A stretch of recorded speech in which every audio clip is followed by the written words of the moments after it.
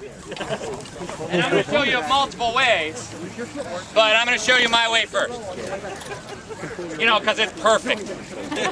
Whatever.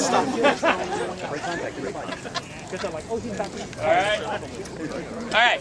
When I've been talking a little bit about the line of the toe. Okay. One part of my style is that we fight hips forward. Okay, which is open front. And I'm going to show you the weaknesses on that a little bit later as well. I'll talk about them a little bit, and then I'll show you the weaknesses. So you guys can go back and be like, hey, I know how to beat this one. All right? But instead of getting a little bit linear in stance, which allows your hip, ends up putting your hip behind you, to free that hip, you either have to step or you really have to twist. And even there, it's not free. Okay? Where's a lot of our power? Big guys create power anywhere through their body, okay? Because they can pull power right from their upper chest and shoulders for our game. Littler people, maybe not so much. But where do a lot of people, or where in martial arts, where are you supposed to generate your force? Ah, wonderful.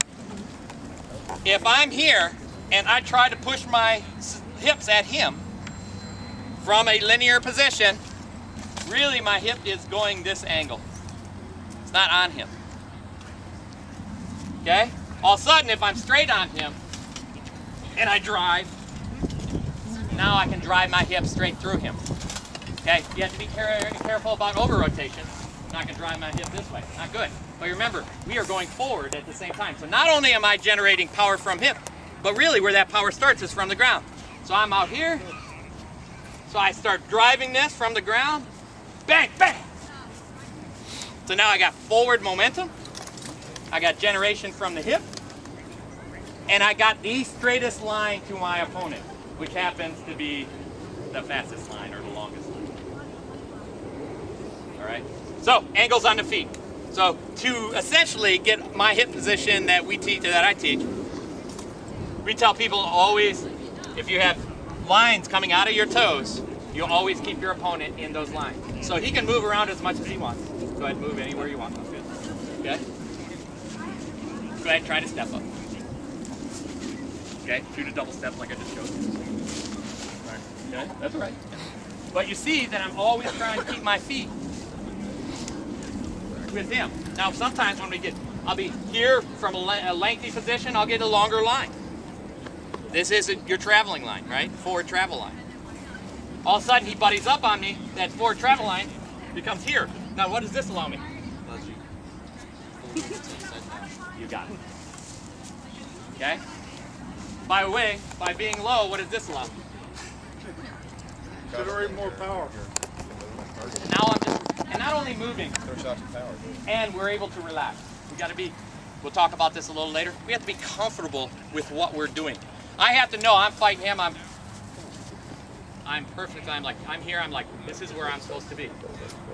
And then he applies something, and then I can go. If I'm tense in my position, okay, if I'm here, I'm like, right now, all of a sudden, if he goes to something, I have to relax, and then I have to re-tense.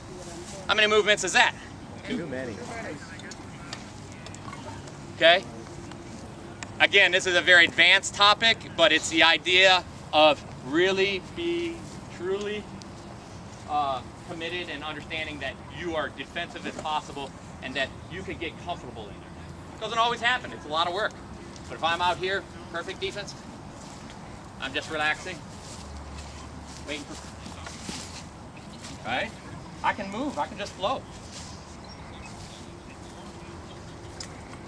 But as soon as he can break one of these lines, I'm in trouble. Okay, not only am I in trouble because he broke the line, but am I used to throwing from here? Now my shield's in front of me, my shoulder's back here, cuts the inside lines out. So now I'm caught up into here or here. All right? And how often do I throw from that position? So do I want to be there? No. How many people end up always fighting from whatever position they're in? Exactly. Okay? Bad. Poster child. Get into the position you're supposed to be. Because how much more effective are you on your first pass? than halfway through when you're really not as perfect as you were. That first pass, your mind is set, your offense and defense are perfect, and you're like, okay, here it comes. So why don't we do that every time we throw something at our opponent? Because we're lazy. Or we get in a bad position, you know, that's going to happen. But if you have a time to get into that again, you should be doing it. Okay? Otherwise, you just, you know, I hate to say it, but you're just being lazy and staying where you are. Does that make sense? So, again, when I talk about the V, so now we have that double step.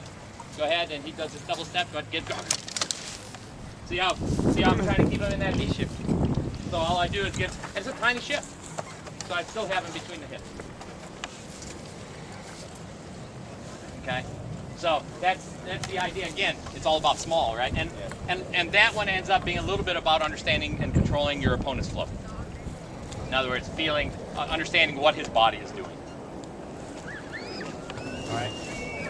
So in this next piece, what we're going to do is we're going to go ahead, and I'm going to jump and we're going to go ahead and do sword shields. Everybody, hats, bats, or sword shields, please. Helmets. And actually, the first time, bring your helmet out, set it on the side. It's not too hot out, so it's not going to bake it too much. At the beginning of this, we're just going to work pressure. So all we're going to do is we're going to apply pressure, and here's an example. Where am I going to hit? Exactly. Head, right? Okay, and we're going to call it. And we're going to apply pressure. It seems like a very simple drill. It's like, well, we all know how to do that. You'd be very surprised. Okay? And then we're going to actually take that up to the next level where we counter apply pressure. You want to see the best defense you can have sometimes? Ready? Get ready to hit me. Get ready to hit me. Why aren't you hitting me? Because hit something. I gotta react. Okay? So the idea is by applying tension, we applied defense. A little different idea of thinking. Okay? So there's lots of ways to have defense. So this drill is going to talk about how to do that a bit and how to understand what you're doing. Because again, he didn't call it, but he moved exactly where I was applying tension constantly, right? And it's like, I guarantee you, almost every one of you are doing this. It's just understanding it in your head. And then once you understand it here, then you're like, hey, he's applying head. That means I can apply arm. And then all of a sudden my applying head goes, hey, she's going to hit me in the arm. Okay? So you just took a shot away, and now you're in the control. And by understanding you're in control, the fight becomes that much better. Okay, let's go. We're going to go to that one. Little different maybe exercises, but really all we talked about is simple footwork, okay, or footwork, and now we're talking about some pressure that we do all the time. The biggest difference is what we're going to do is make sure that you're understanding what you're doing, because by understanding what you're doing, you're able to use it to your advantage. So, everybody got a partner yet? No, nobody loves you. There we go. Everybody get a partner. If you don't have a partner, come on up front. All right. I want all you guys to figure out who's going to go first. Everybody who's going first, raise their hand. But first means he'll be presenting the pressure.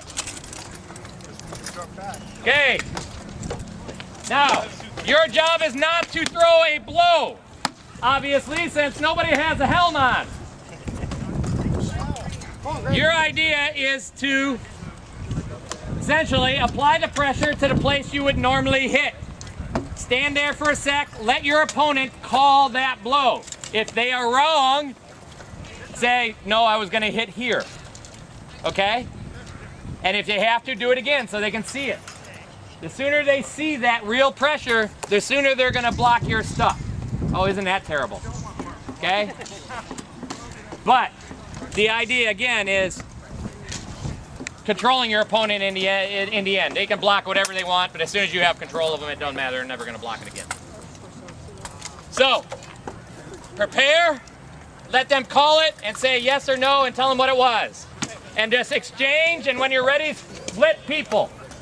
Okay? Ready, guys? Don't throw. No throwing. Just apply your tension. Don't even need to leave your sword from your arm. Realistic, even in that long form. So essentially, in that form, yeah, exactly. You're going to step and throw most of the time, right? And your elbow is going to change motion depending where you're throwing. Okay. It's like when you first said Call it. more here, and then I adjusted it, and then I'm like, okay. So, like, I just did something. Okay, go ahead. Well, don't change it up. One piece of pressure. No change ups. No Right, nothing. but I'm trying to guess where he's going. Yes, you are not guessing. So You're telling him where you feel the pressure. Right, so I went like this. Oh, okay. So I went like this. I said wrap Just the back stepping of the back. head. Okay. I thought I was going that. That's Actually, fine. I was thinking about going to the Well, see, now you have.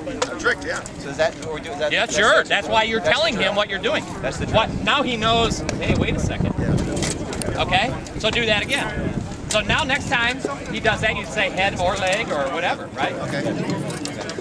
But actually, you're skipping ahead. You actually are pressuring the back. Well, so that's what I was wondering. Right on your first step, because this first piece here is your That's fake, what I'm right? feeling it. And that's where you said originally, Yeah. and I was like, this, Well, in fact, go ahead and do it again. The thing is, you're so used to pressuring the head and that you don't know that that's what's happening. Right, yeah, you're not that's why I pressuring my wasn't sure leg. you were doing it right. That's all right. So, Head there, Pressure my head. and then go ahead and make the second pressure. Yeah. okay, so Okay. as So you move, head, see that? and then Now for the I feel second leg. move, now where's the As pressure? soon as your shield goes up, I feel leg pressure. Right. okay, Okay. gotcha. Okay, then that's what Yeah. I'm saying. Because the first time I was like, you know, how are you supposed to know that? Right, right. Yep. he's trying to identify. Yep. There you go. That's what do you see? Pressure here. If you, yep. Backside head pressure. Okay. Go ahead. Pressure again, like you're gonna throw something else. There you go. Offside, right? Go ahead. Offside. Yep.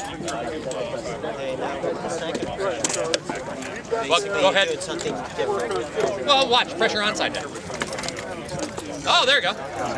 Right? Okay. They did a two-part pressure scenario. Do a two-part. In other words, pressure over there and take your second step for the secondary pressure. Great. Yeah, exactly. Right. So he goes leg head. Right? Well, he's gonna go lead. Okay. Okay. So make sure he knows that though.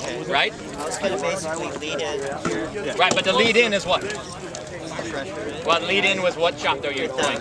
You're throwing in a high lead in? Yeah. Okay. Flat snap. Okay. Go ahead. Do this pressure again. Flat snap. Head. Right. You see how he raised his shield. Right, and then where would it go secondary? Because secondary, you didn't start yet, right? Hook was just a part of that. You didn't start the pressure on the offside, Okay. right? So go ahead and do it again. Step, head, nothing, pressure offside. Right, you see how he moves? Okay, so as long as he's moving, everyone, as long as your opponent, even if they may not be able to call it, as long as your opponent is leading into these blocks, they understand what's going on. All right? I'd rather make sure that you're not running through a lot of motion. This first one, really how I'd like it to start is one piece of pressure at a time. Remember, it's head, offside, leg. Okay, just stay in pressure. No moving of feet for a first second. And let's see how it comes out that way. No moving of the feet.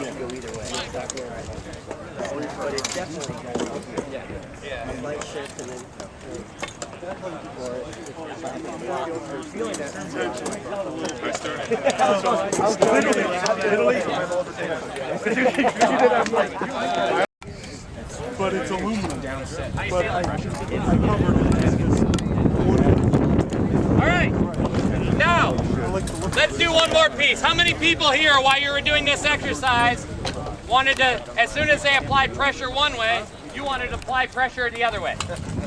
Oh, ain't that awesome? It's natural, isn't it? Okay, you got to be a little bit careful on what's natural sometimes, because they'll take advantage of it. So be careful, even though you may be proud that you're doing it, to make sure that your opponent doesn't understand that's exactly what he's trying to make happen. But in our case, what's going on in this next phase is your opponent will apply pressure and you'll counter apply pressure. And then you'll stop. And then you'll do it again. Different way. Different pressure zone, apply pressure. And talk to each other, guys. This is a very important part of this exercise. Because your opponent might say, you might apply pressure and he counter applies and you go, no, a little harder, a little more energy in that counter apply. Okay? Something to that effect, where at least your opponent's helping you along the way. Or he could say, no, I didn't feel like it was head, which means it probably didn't threaten enough. Okay? So, apply, counter apply. Okay, let's go.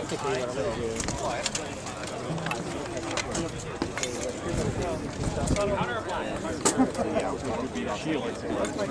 Step with the shield. Is the counter apply would be the one?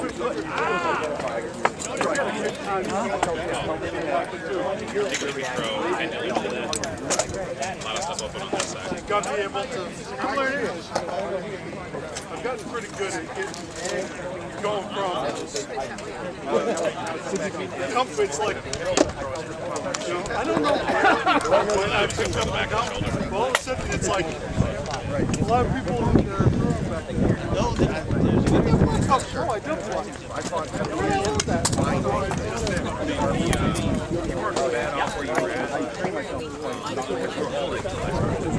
Well, it can be what? In this case, if he's applying pressure here, I'm going to apply maybe pressure here, or I'll apply pressure backside head. What happens when I apply backside pressure head? Exactly, so he changes that, right? So it's Yes. So I essentially, he go ahead and apply pressure. He knows this is gone now, and he has to counter apply. So now all of a sudden, where are you going to reapply? it's like playing sticky hands. Ah, exactly. It's exactly what it is. Okay?